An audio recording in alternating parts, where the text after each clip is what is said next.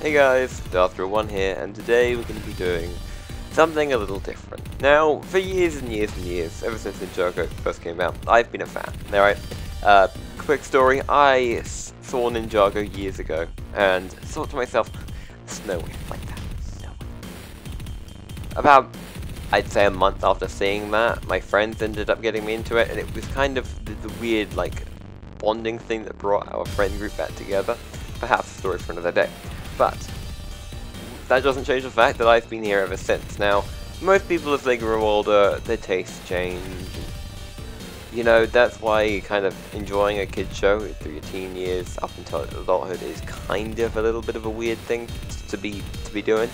But I just refuse to believe that this is something that should be accepted. This mindset that you can't like something because it's more childlike than what your age group as a whole is enjoying. Now that's another thing I might talk about another day. But today, today, we're going to be talking about Ninjago in general, and one character and one thing that has bugged me for years. And that is the topic of Lord Garmadon. Now, if you don't know, Lord Garmadon is my favourite Ninjago villain. And more than that, he's one of my favourite villains of all time. But let me be clear, I'm only talking about the Lord Garmadon from the pilot. And today, I'm going to be explaining to everyone what exactly the abomination that we got through Season 1, Season 2 until he was cured, actually did to Ninjago. Now, I think the first thing to do is to just warn you, spoiler alert, if you haven't seen Ninjago, whatever, spoilers, there. And the second thing, this is my opinion, and it's going to annoy some people. Some people might disagree with me for the sole fact of disagreeing with me. They might not care. I mean, let's be real here.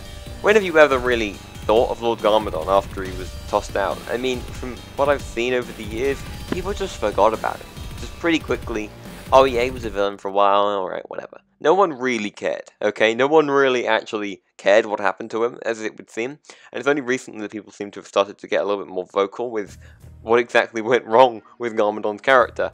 And I've been like this for years, and finally, ironically, as I'm starting to just stop caring as much as I used to when I was younger, everyone else seems to start caring. So, here we are, drama, let's do this. Alright, let's get into it. So I think everything that happened to Garmadon kind of stemmed from Lloyd, and I know that there are Lloyd fans out there, and I want to make this clear first. I don't have a problem with Lloyd. He is my least favorite ninja, and I'm sure this does have something to do with it, but it isn't Lloyd's fault, alright? It's more of the fact of what they wanted Garmadon to be.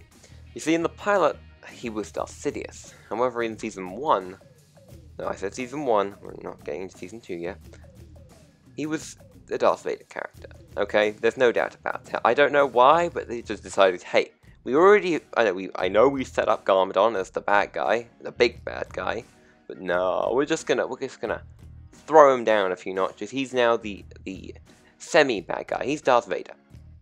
And without getting into too specific details here, he was kind of a bit, well, terrible of a villain that season. And although he was definitely not as bad as he finally became in Season 2, the whole idea of him being bitten by the Devourer was pretty lame, not gonna lie, no pulling punches here.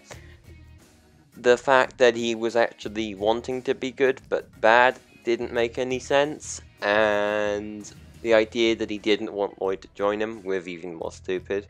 So basically already, here we are, Season 1, Garmadon's been pretty much turned from Darth Sidious to Darth Vader, and had a very confusing agenda as well. I didn't understand it when I watched it for the first time, still don't really understand what the writers were thinking. But it's a kids show, it's something they had to rush to complete, so you know what, I'm gonna cut some slack here. You know what, Season 1 Garmadon, you were decent, okay? I don't hate you as much as the next thing we're gonna talk about.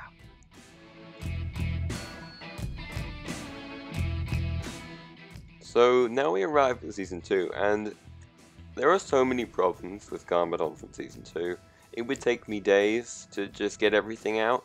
I mean, from the fact that he forgot the Overlord was a thing, that he got the mega weapon, then used it to summon some pirates, and many other things.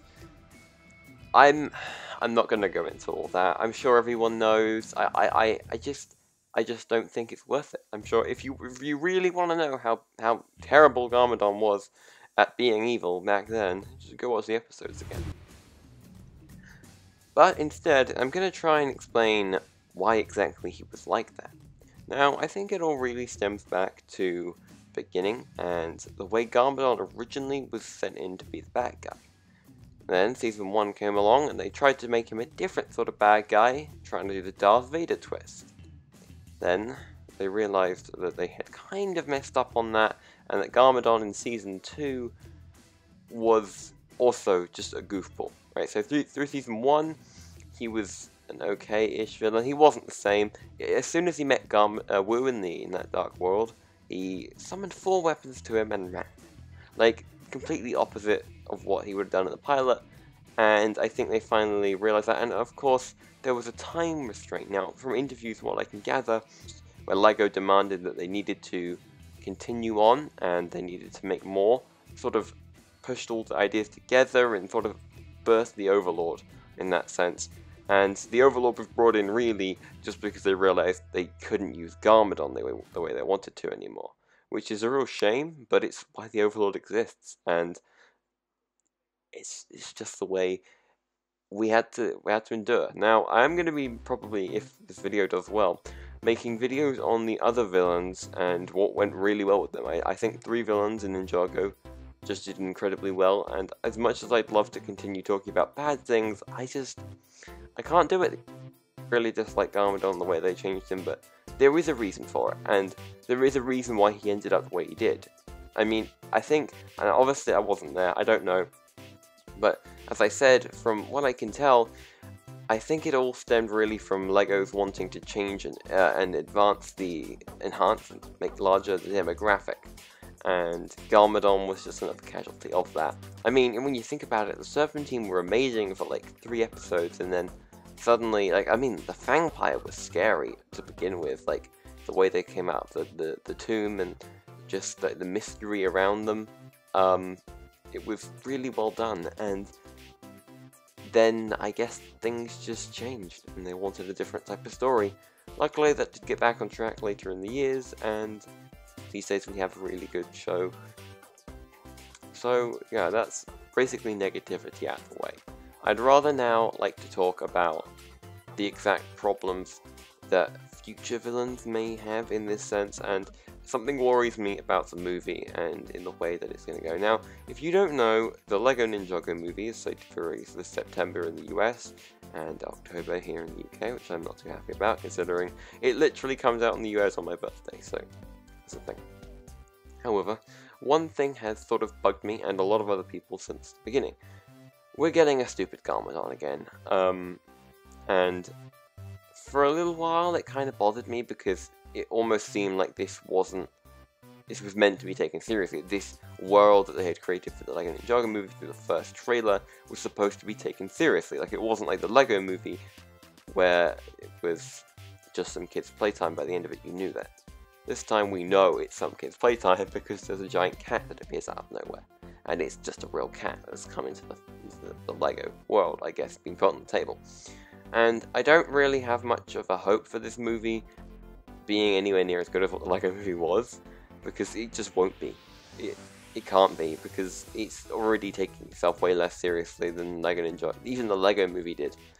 And of course Garmadon is a completely different character, so just one in conclusion there, I'd like people to just give Garmadon, just separate them, alright? Although he's going to be terrible in the movie compared to what he was in the pilot, he's not supposed to be the same type of character. They're just going straight in with the idiot Garmadon this time. They're not actually trying to get our hopes up.